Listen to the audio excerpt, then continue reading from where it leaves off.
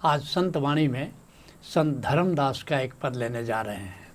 संत धर्मदास का जन्म 1423 ईस्वी में हुआ और 1543 ईस्वी तक पूर्वी उत्तर प्रदेश की धरती पर संत धर्मदास अपना गीत गाते रहे। कहते हैं धर्मदास, सूरत निरत दो मतों करत हैं। सूरती और निरति कहते हैं कि ये दोनों सखियां हैं और आपस में सलाह कर रही हैं। क्या सलाह कर रही हैं? चलो सतगुरु पे जाइए हो। कहते हैं कि सतगुरु की ओर चलो, दोनों मिलकर के सतगुरु के पास चले। ये सूरती और निरति ये दो बड़े महत्वपूर्ण स्तंभ हैं अध्यात्म के। कबीर साहब संत मत के प्रवर्तक हैं करीब करीब, और सूरती और निरति को उन्होंने संत मत का आधार बनाया है।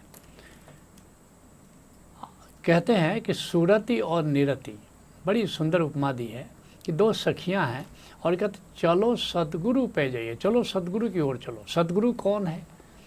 सतगुरु है गुरु वही जो बतला दे, असली सतगुरु बैठा भीतर।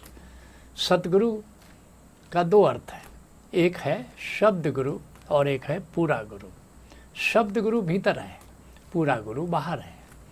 तो कह रहे हैं कि हम जैसे बाहर की सखियाँ, बाहर के साधक आपस में सलाह कर सकते हैं कि पूरा गुरु के पास चलो, ज्ञान प्राप्त किया जाए, अनुभव प्राप्त किया जाए। ऐसे ही जो सूरती और निरति जो साधनाएं हैं, दो प्रकार की साधनाएं हैं, वो सलाह कर रही हैं कि शब्द गुरु की ओर हम चलें।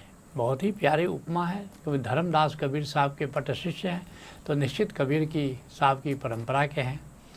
तो कह रहे हैं कि सूरती और निरति दोनों के माध्यम से हमें शब्द की दिशा में चलना है, जिसके लिए कबीर साहब जो उनके गुरु हैं वो कहते हैं कि सूरती निरति और शब्द ये कहिबे को है तीन, और सूरती पलटी निरतहि मिली, निरति शब्द में लीन।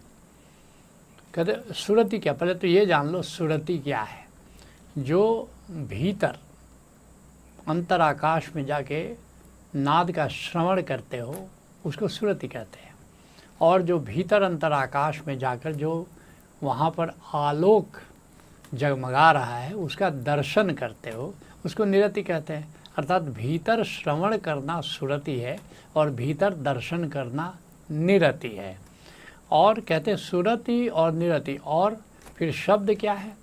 ये नाद प्लस नूर प्लस जिस अंतर आकाश में ये नाद गूंज रहा है कि नूर जगमगा रहा है, तो ये तीनों का जो संगम है वो शब्द है। तो यात्रा सूरती से शुरू करनी होती है, नाद श्रवण से, और फिर निरति अर्थात वहाँ जो आलोक जगमगा रहा है उसको जानो, उस पर ध्यान दो, और फिर ये जो नाद और नूर जिस अंतराकाश में विद्यमान है, जो कह सकते हो तीनों का संगम जो शब्द है, उसकी ओर यात्रा करनी है। और ये जो शब्द है यही असली सदगुरु है। इसलिए कबीर साहब ने कहा है कि शब्दे गुरु और शब्दे चेला। शब्द को जान करके कोई गुरु होता है और शब्द को जान करके ही कोई चेला होता है। इसलिए कबीर साहब ठीक करें, सूरती निरति और शब्द ये कहिबे को है तीन, क्योंकि तीनों तो अंतर आकाश के ही आयाम है, विभिन्न आयाम हैं। जैसे एक वृक्ष है और उसमें जड़ भी है, धड़ भी है, डाली भी है, पत्ती भी है, फूल भी है। कहने को तो इतनी बातें हैं, इतने अंगले है तो वृक्ष ही ना, तो वृक्ष शब्द है, वह वृक्ष शब्दाकाश है। इसलिए सूरती निरति और शब्द ये कहिबे को है तीन, और सूरती पलट ही निरत ही लगी। पहले नाद श्रवण करो, फिर जो आलोक है उसको जानो, और फिर कहते हैं सूरती पलट ही निरत ही मिली, अनिरति शब्द में लीन। अब उस शब्दाकाश में लीन हो जाओ, समाधिस्थ हो जाओ, शब्द साधना करो। कहते हैं धर्मदास, सतगुरु चिन्ही चरण चित लइये। कहते हैं अब असली सतगुरु को पहचानो। असली सतगुरु कौन है? शब्द है। और वहाँ पर कह रहे हैं कि सतगुरु का चरण कमल है, गोविंद है उसका चरण कमल है। ब्रह्म है उसका चरण कमल कह लो। जिसको ज्ञानी आत्मा कहते हैं, भक्त उसी को प्रभु का चरण कमल कहते हैं। कहते हैं कि वह जो आत्मा है, वह जो ब्रह्म कमल खिला हुआ है, वह जो सहस्त्रदल कमल खिला हुआ है, वह जो आत्मा है, अब उसके प्रेम में पड़ो, उस पर अब ध्यान दो। जिसके लिए कबीर साहब कहते हैं सुरति समानी निरति में। यह जो नाद का श्रवण है, अब आलोक दर्शन में वह चित्त लग जाता है। कहते हैं कि सुरति समानी निरति, और निरति रही निर्धार, लेकिन वह जो अब निरति कोई आधार नहीं, कोई विषय नहीं, कोई ऑब्जेक्ट तो है नहीं, तो निराधार है। अब उसका कोई आधार नहीं, वो निराकार में है, ऐसा कह सकते हो। सुरति निरति परिचय भया, तब खुला सिंह द्वार। आज जब एक बार सुरति से परिचय हो जाए, निरति से परिचय हो जाए, भीतर सुनने के आदि हो जाओ, भीतर देखने के आदि हो जाओ, तो एक जो मुख्य दरवाज़ा है शब्दाकाश का, वह दरवाज़ा खुल जाता है और उस शब्दाकाश में तुम्हारा प्रवेश हो जाता है। कहते हैं धर्मदास, दृष्टि से दृष्टि मिलइए हो, सतगुरु चीन चरण चित लइए। आ दृष्टि से दृष्टि मिलइए हो। अब कहते हैं कि जो वहाँ पर जो आलोकित आकाश है, अब उससे उस पर नज़र को ठहरा दो, उस पर दृष्टि को ठहरा दो। जिसके लिए संत मनसाराम कहते हैं, लाग गईल नजरी उल्टा गगनमा में। कहते हैं कि अब मेरी नज़र उल्टे गगन में ठहर गई है।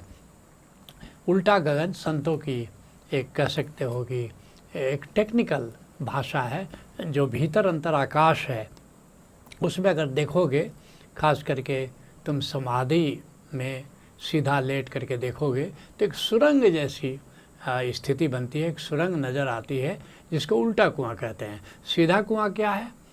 जो सामान्य कुआं है, उसमें देखोगे कुएं की गहराई नीचे की ओर नज़र आती है, इसलिए सीधा कुआं है। और मुंह सबसे ऊपर है कुआं का। उल्टा कुआं मुंह नीचे है और उसकी पेंदी ऊपर है, तो उसको कहते हैं उल्टा कुआं। तो कहते हैं लाग गई नजरी उल्टा गगनमा में। जो उल्टा गगन है, जो उल्टा कुआं है, उसमें अब हमारी नज़र ठहर गई है। ना देखी मेघमाला, ना देखी बदरी। अब हमको अंतर जगत नहीं, अंतर जो बादल छा जाता है जैसे आकाश में ना, तो वैसे ही जो अंतर जगत है वो अंतर आकाश का बादल है। कहते अब मेरा चित्त वहाँ नहीं ठहरता।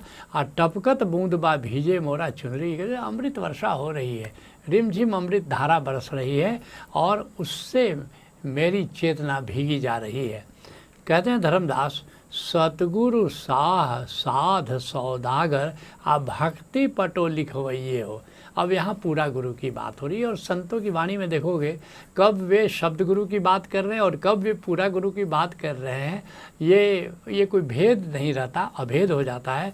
तो कहते हैं कि अब पूरा गुरु के पास चलो। क्यों चलो, आगे बताएंगे। वो कहेंगे कि सतगुरु एक सेठ की तरह है और जो साधक है वो सौदागर की तरह है। कि तो क्या कहते हैं, भक्ति पटो लिखवाइए हो। जैसे एक क्रेता है, एक विक्रेता है, दोनों के बीच में वो पट्टा लिखा जाता है कि हाँ इतना सामान तुम दोगे, ये कार्य करोगे, इतना पैसा वो देंगे।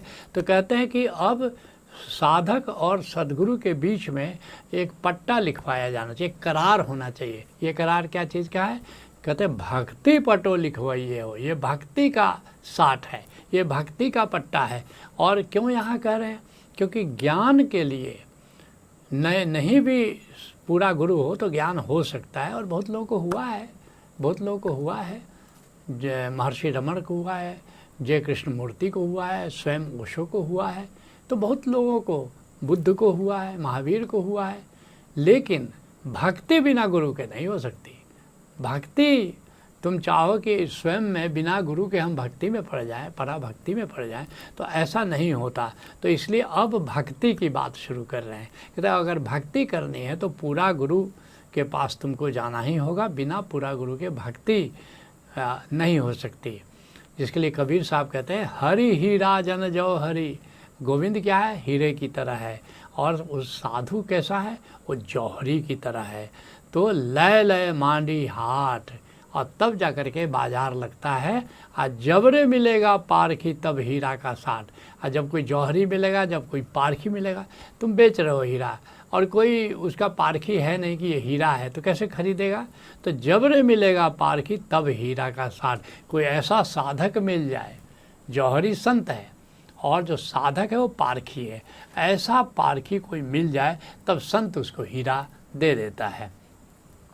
कहते हैं धर्मदास, मन मानिक को खुली केवरिया चढ़ गई झमक अटरिया हो। और फिर क्या होता है, जब आगे बढ़ते हो तो जो अंतर आकाश में बड़ा खजाना है, वहाँ मणि है, लाल है, और फिर वो दरवाज़ा खुल जाता है खजाने का, चढ़ गई झमक अटरिया हो।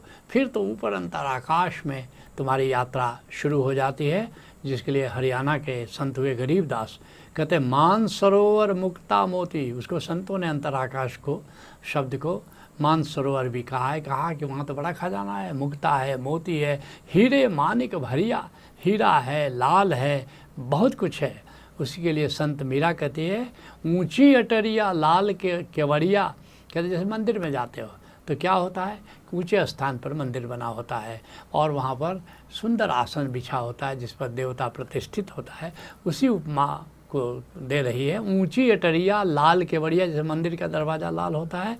और निर्गुण सेज बिछी, क्योंकि जो आलोक है वो बैंगनी रंग का होता है। पुराने ज़माने में बहुत 7 रंगों की दृष्टि नहीं होती थी, मुख्य रूप से 4 रंग होते थे, उसमें लाल रंग में ही बैंगनी रंग को भी लोग गिन लिया करते थे। कहते हैं कि चढ़ गई झमक अटरिया हो।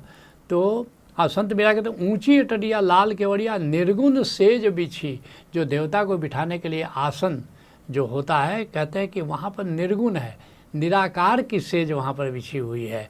और सुमिरन थाल हाथ में लीना, जैसे लोग आरती उतारते हैं थाल में सजा करके, तो कहते हैं ये सुमिरन, जो संत सुमिरन कर रहा है यही आरती की थाल है और शोभा अधिक खरी। फिर उसकी शोभा का वर्णन क्या किया जाए। कहते हैं धर्मदास, नहीं वह डोर नहीं वह रसरी अमर लोग कस पहिए हो। अब कुआं से पानी भरना है तो फिर तुमको डोरी भी चाहिए, बाल्टी भी चाहिए, लेकिन वह तो उल्टा कुआं है। तो उससे अगर पानी भरना है, अमृत जल भरना है, तो वहाँ पर तो कोई रसरी नहीं है, कोई डोर नहीं है, तो कैसे करोगे फिर? नहीं वह डोर नहीं वह रसरी, कोई डोरी रसरी वहाँ नहीं है। जिसके लिए कबीर साहब कहते हैं चल हंसावा देश जहाँ तोर पिया बसे। ये हमारी जीवात्मा या हंस की तरह है। कहते हैं कि चलो जहाँ प्रियतम रहता है वहाँ चलो, और प्रियतम कहाँ रहता है? मानसरोवर में रहता है। तो चल हंसावा देश जहाँ तोर पिया बसे, सूरत सुहागन है पनिहारिन भरे डोल बिन डोर। और ये जो हमारी सूरती सुहागन है, ये जो मैंने कहा जब आप ध्यान देते हो नाद पर, उसको सूरती कहते हैं कि ये पनिहारिन की तरह है और वहाँ बिना डोर के और बिना बाल्टी के अमृत जल को भर रही है। कहते हैं धर्मदास, अमर लोक कस भइये हो। और बिना डोरी के, बिना रसरी के, बिना बाल्टी के, अब बताओ कि उस अमर लोक में कैसे वहाँ से अमृत पाओगे। जिसके लिए धर्मदास अन्यत्र कहते हैं अमर लोक वह देश सुहेला हंसा किन्हीं पयाना।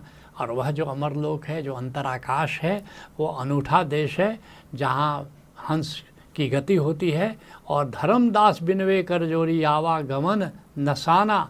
धर्मदास कहते हैं कि अगर वहाँ पहुँच जाओ, उस मान सरोवर में हंस की तरह पहुँच जाओ, तो फिर तुम्हारा जन्म और मृत्यु का जो ये खेल है, जो आवागमन का खेल है, वो नष्ट हो जाता है। कहते हैं धर्मदास, अक्षय कमल पर बहे सुरसरी तह बैठ हंस नहइये हो। कहते हैं कि वह जो भीतर अक्षय कमल है, ब्रह्म कमल है या सहस्त्र दल कमल है, और फिर वहाँ पर गंगा बह रही है। किसी ने मानसरोवर कहा, किसी ने गंगा कहा, किसी ने अमरलोक कहा। कहते हैं वहाँ पर वो गंगा विद्यमान है, तहाँ बैठ हंस नहइये हो। और वहाँ पर स्थिर होकर के जो जीवात्मा हंस है वो स्नान करती है। कहते हैं धर्मदास, धर्मदास की अरज गुसाई आवागमन मिटाइए हो। इसलिए धर्मदास कहते हैं कि हे गोविंद, हे मेरे सतगुरु, इस प्रकार मेरा भी आवागमन मिटा दो। जिसके लिए मलुकदास कहते हैं आवागमन मिटाया सतगुरु अपूजी मन की आशा। मेरे सतगुरु ने मुझे आवागमन से मुक्त कर दिया और मेरी सभी आशाएं पूरी हो गई। जीवन मुक्त किया परमेश्वर कहत मलुक दासा। और गोविंद ने मुझे जीते जी मुक्त कर दिया। ऐसा मलुकदास कहते हैं। तो संत वाणी को यहीं विराम देते हैं। नमस्ते।